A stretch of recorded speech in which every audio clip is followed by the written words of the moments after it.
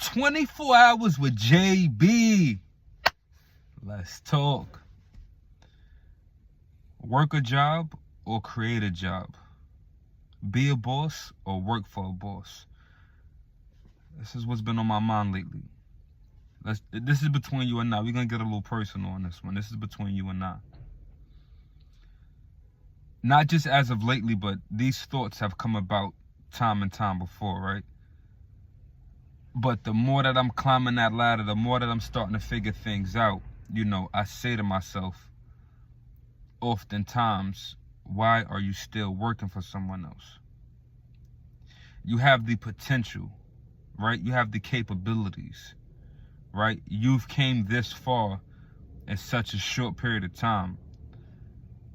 Why is it that you haven't put your best foot all the way forward? Not just forward, but all the way forward. Where's that hustler's ambition?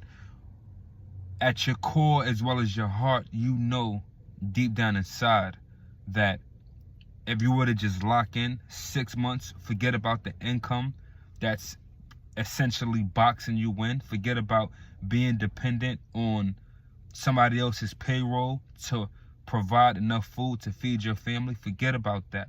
Just sacrifice, right? Just build that hustle, just exemplify, just depict that hustler's ambition, right? And run with it. I guarantee you it's going to bring forth results. I guarantee you the only thing that you're going to regret is not doing it sooner. So therefore, why are you not doing it? This is me talking to myself, if you will. This is me reflecting on life. This is me saying, yo, you are selling yourself short every single day. You now have reached a pinnacle in life to where you could stop working. You could take a break from making the bag and create the bag. So why are you not doing that? Why don't you take everything that you know and apply it? Why don't you make your 5 to 9, your 9 to 9, and quit your job? That's where I'm at with it right now. Why don't you fire your job? Why? Why are you so stuck? Why are you so stagnated and working for somebody else, right? If you say you're him and if you talk in these videos and you move the way you move, then why are you still working for somebody else? Why are you limiting your financial trajectory? What will come about if you decide to focus on everything that you have in motion right now? What would happen if you decide to go full throttle with that, right? Why are you dependent upon somebody else feeding you as well as your family? Are you really a patriarch? Are you really a leader? Why don't you put your whole entire family on payroll? Is it really that hard? If you know business the way you say you know business, if you know all of these things that you claim to know, then why am I not seeing amazing results? Because to be quite frank, the results that you're showing me are mediocre, right?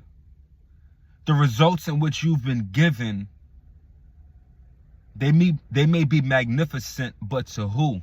Right? And it's not that we're proving ourselves or comparing ourselves to anybody, but statistically speaking, right? Economically speaking, the results that you have brought about thus far, where does it land on the economic scale? Middle class, upper class, affluent class, lower class, poverty stricken. Where do you scale yourself and where your family is at? And why are you on that part of the scale? Is it really that hard to become an entrepreneur? Is it really that hard to put yourself forward, or are you scared? You use the word dauntless a lot, but do you really feel that way about yourself? Now we're getting somewhere. Now we're getting somewhere, right? Because what you want, you know for a fact you're not going to get working at the job that you're working at. So granted, I believe you and I see you because I'm with you on a daily basis. So therefore, I know the work that you're doing, and I sort of see the game plan. But with you laying out your whole game plan to me and me seeing it, you could argue that it makes sense. But what doesn't make sense is that voice in the back of your head. Right now we're talking about the medulla oblongata. That voice that you're hearing up top is saying, you're cheating yourself. You're shorting yourself, beloved. Because you know you could be doing much more. Because you know if you were to focus on you, if you were to lock down, look at the table and all of the documentation that you have laid out.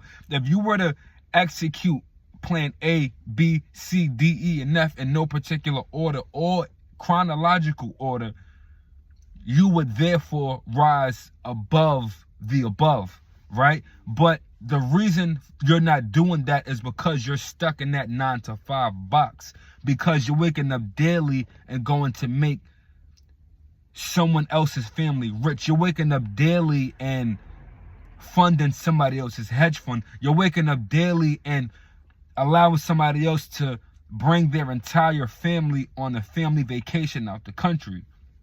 Meanwhile, your kids have never seen a plane. So how logical are you? Because to me, it sounds as if you're illogical, because the steps that you're taking, it doesn't make sense. Right? And this is where Will Smith even said, the 5 people that you surround yourself with the most, you cannot go further than those 5 people. It's impossible. Because you don't know anything else. Right? And ironically for me, the 5 people who I surround myself the most are my house members, right? My family, my tribe. And within that tribe, I'm the leader. I'm the patriarch. So therefore, I have to keep setting the bar higher and higher and higher and higher. So ultimately, what I'm saying to you is I'm in competition with myself.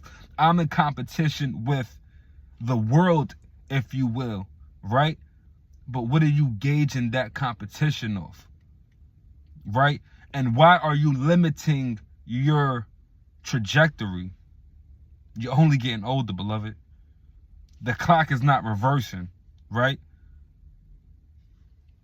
So what are you really doing is the question that I'm asking myself.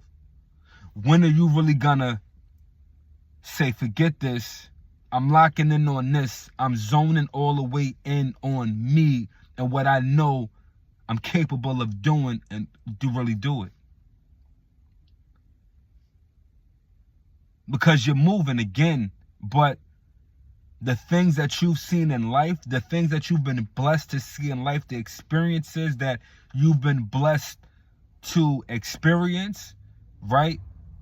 You know that that's not going to happen overnight. You know that that's not going to happen with you working where you're working. You know that every time you walk into that job, you have to take your cape off, right? You have to tuck your tail to a certain extent, because if you walk in that job with this type of energy, you're going to either get fired or leave. Reason being, this is who you truly are. Reason being, this is what makes Jaquan Jaquan, right? And if Jaquan walks into a job with this sort of energy, they're going to look at you like, yo, my nigger, who do you think you are? Right? You're walking in as if you're the CEO. You're walking in as if you're the CFO. You're walking in as if you're the CIO. And in fact, you're not. Right? So let's bring it back down and remember, you work the operations in which the COO lays out. In other words, you're a pawn. So stay in a pawn's place, right? It doesn't matter what I'm doing outside. It doesn't matter what I feel in here. It doesn't matter what I'm capable of. It doesn't matter that I shake the room when I walk in with my energy. What matters is the results. What matters is the stats. And those stats depict that I'm at the bottom of the totem pole. I'm at the bottom of the food chain. So how do I shift that trajectory? No, why am I not shifting that trajectory? Why am I not positioning myself to where the roles are reversed? And this is what I'm going to focus on going forward. I'm not going to make a stupid move and mess up the entire chessboard, but I am going to start to reevaluate and push forward.